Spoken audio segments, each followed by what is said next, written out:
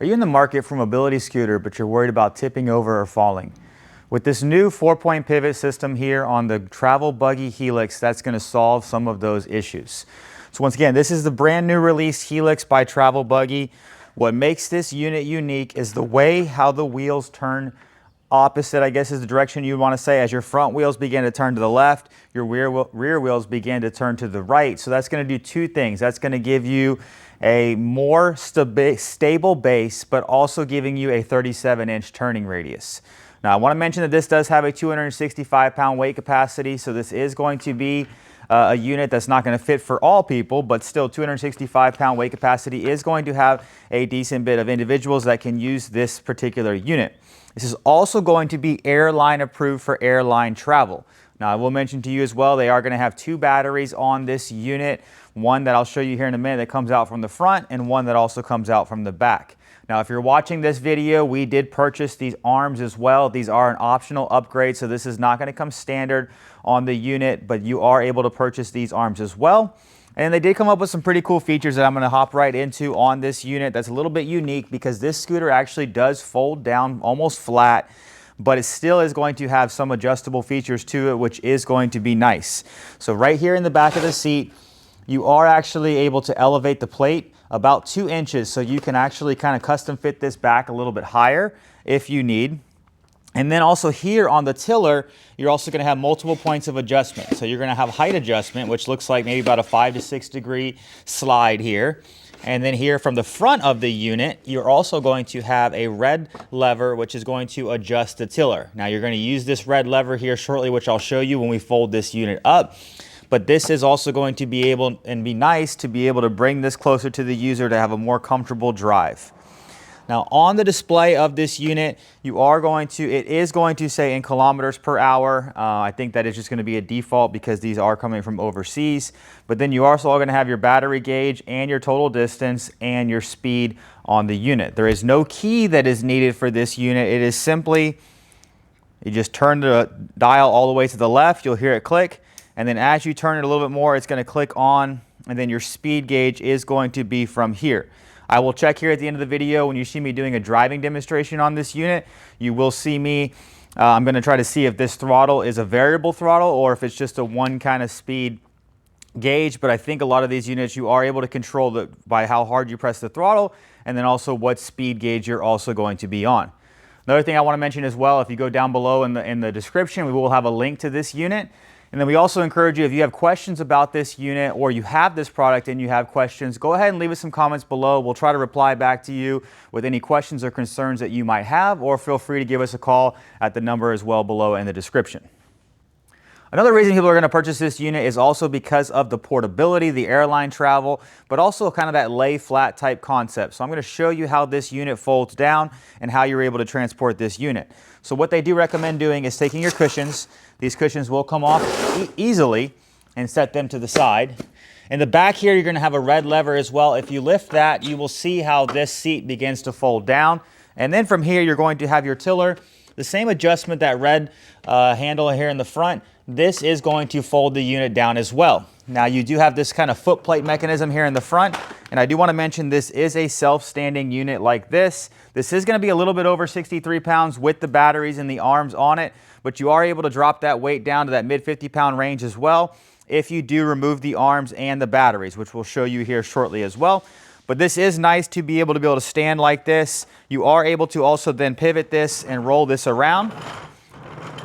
And I want to show you kind of what the overall dimensions would be on a unit like this when it is folded down with the arms or without the arms on the unit. So I'm going to do the first one with the arms. Now they are easily removable here in the back. You are going to have two twist knobs that you can slide the arms in and out. But if you did not want to have to do that, your overall height is going to be about 19.5 inches with the arms. If you did not have the arms on the unit, you're going to be under 14 inches in overall height. So once again, 19.5 with the arms, or about 14 inches without the arms on the overall on the unit itself. Overall width of the unit is going to actually be outside of wheel to outside of wheel, which is going to be about 23.5 inches of overall width. So that is going to be a little bit wider than a standard cruise ship. door, but once again, you could stand this up when you got to the if you didn't have a handicap room, and then roll this and pivot this inside the room itself.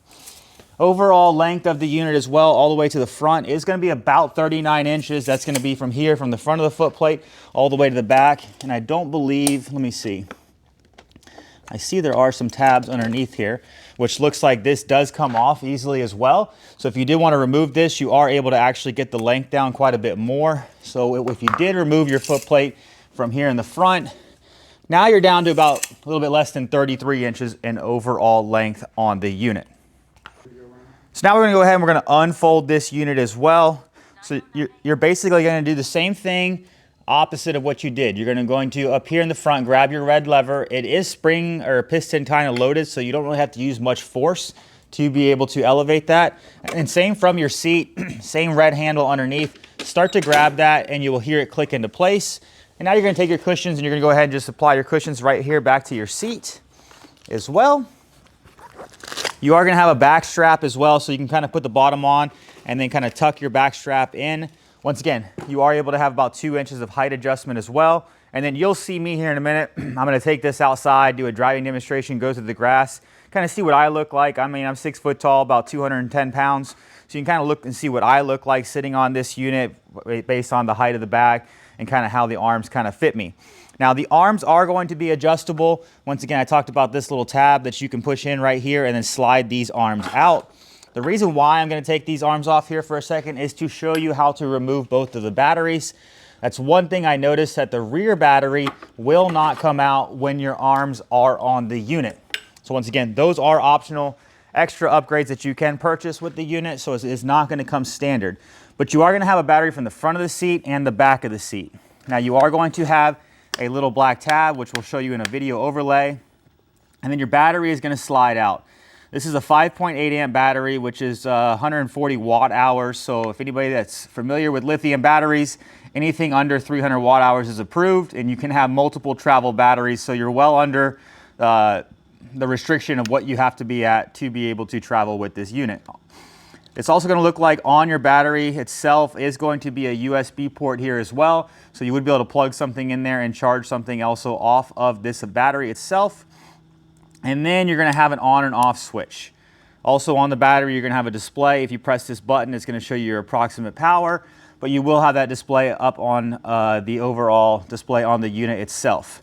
Then you're also going to have a charging port right here as well. So what's nice about that is you can take these batteries outside of the scooter, leave the scooter inside the unit, leave the scooter inside of your vehicle, and then charge these inside your home. To slide your batteries back in, simply just push it in until it clicks, and then you're going to have the same concept right here from the front. So now before I slide this front battery back in, I do want to mention it will run off of just one battery. Currently we only have one battery in the unit, and the unit is still operating, but obviously you're only going to get half of your distance if you only have one battery in the unit.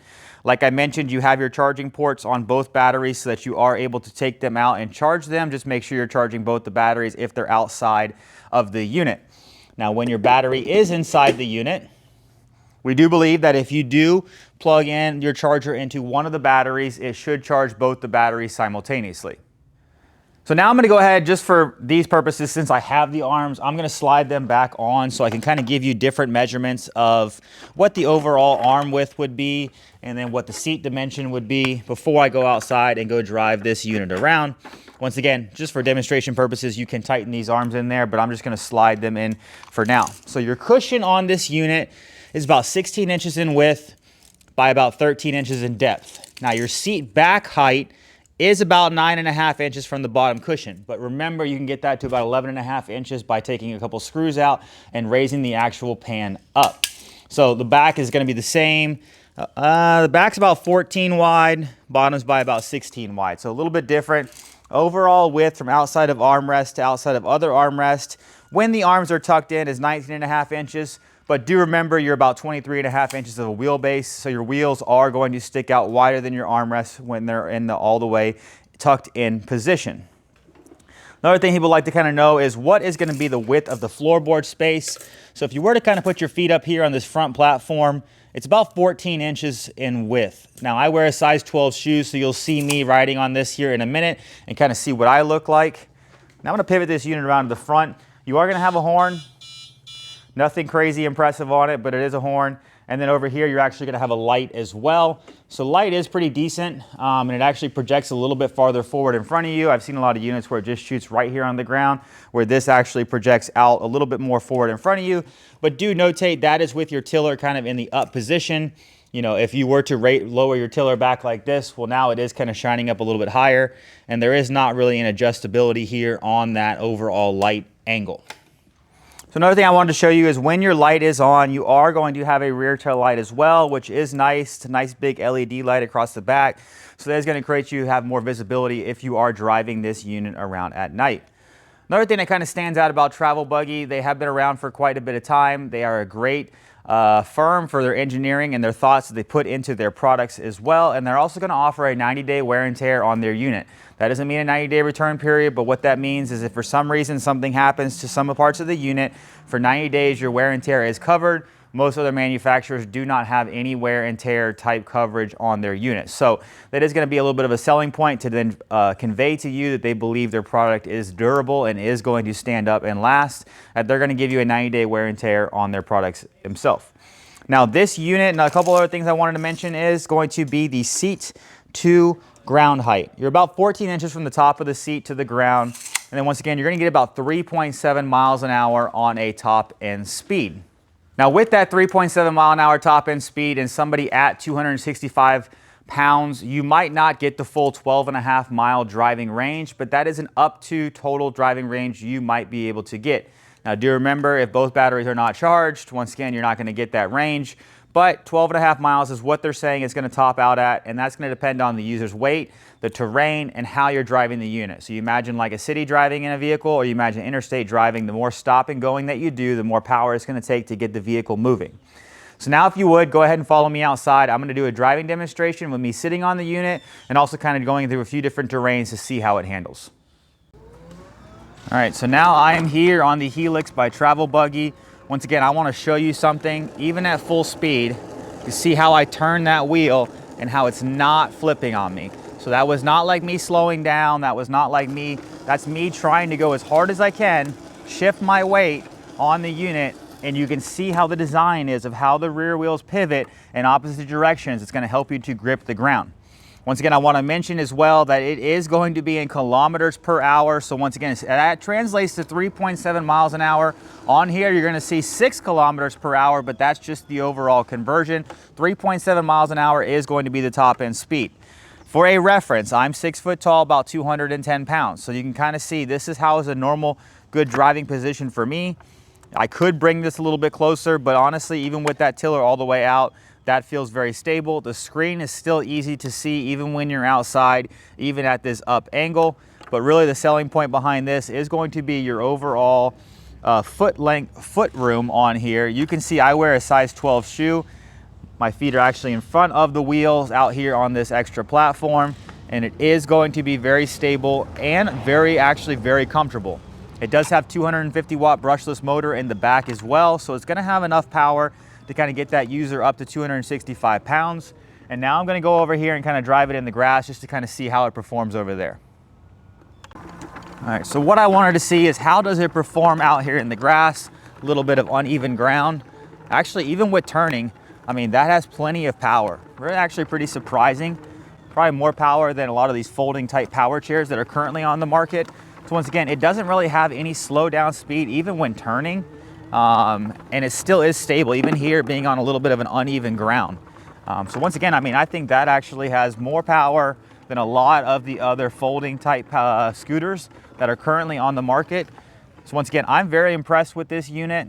I think if you have any questions, any comments, leave them below. We would get back with you, or give us a call. We'd love to speak with you. Hi, I'm Marc. And my name is Alex. We're co-owners of Marcs Mobility. I started this company in 1995. We sell many products, not just what you see in this video. If you have any questions or concerns, please call us at the number below at 800-677-6293. Thank you, and have a wonderful day.